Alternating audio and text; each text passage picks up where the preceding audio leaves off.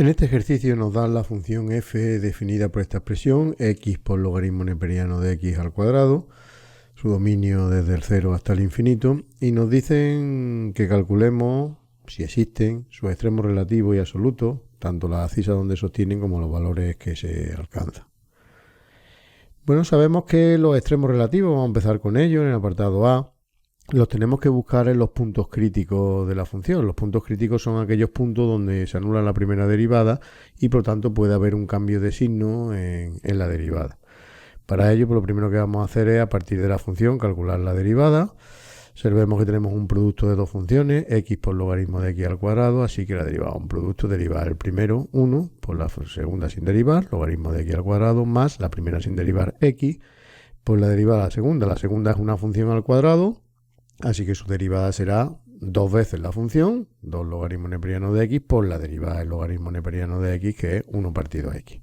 Operamos el x con el 1 partido x y nos queda logaritmo de x al cuadrado más 2 logaritmo neperiano de x, que lo podemos expresar así, logaritmo neperiano de x, lo sacamos factor común por logaritmo neperiano de x más 2. Bueno, vamos a ver cuándo esa derivada puede valer 0. Para ello, pues esa expresión que hemos tenido para la derivada la igualamos a 0.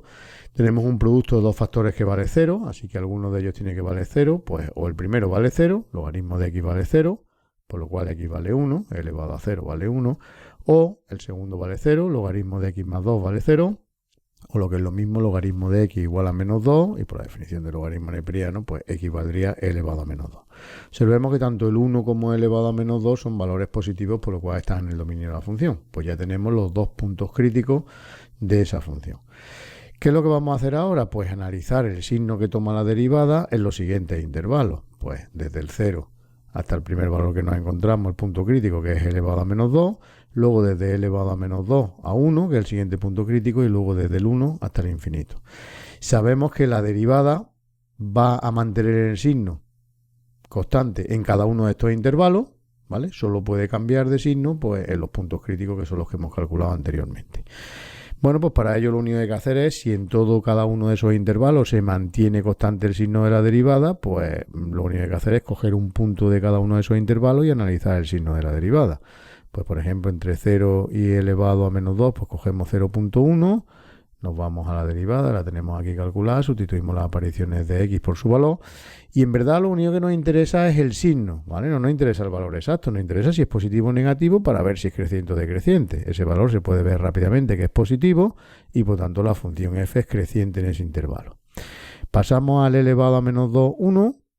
Vamos a coger por ejemplo 0,5, que está en ese intervalo, lo mismo, sustituimos en la derivada, calculamos el valor, vemos que es negativo, que es lo que nos importa, y por tanto la función es decreciente en ese intervalo, y en el 1 infinito, pues por ejemplo cogemos el 2, sustituimos, vemos que es positivo y por tanto la función es creciente en el 1 infinito.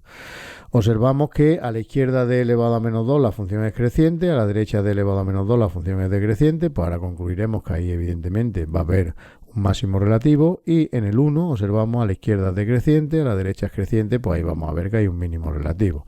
Como nos hace falta también saber los valores que se alcanzan, pues vamos a calcularlo, vamos a evaluar f en elevado a menos 2, sustituimos las apariciones de x por elevado a menos 2 y ahí tenemos su valor, 4 por elevado a menos 2, y lo mismo, ¿vale? Ahí ya sabemos entonces que es un máximo relativo, y lo mismo hacemos en el 1. En el 1 sustituimos, nos queda 0, pues 1, 0 es un mínimo relativo. Por lo cual tenemos un máximo relativo en este punto, un mínimo relativo en este punto. Ahora en el apartado B pues estudiaremos si esos extremos que ya hemos visto que son relativos son absolutos.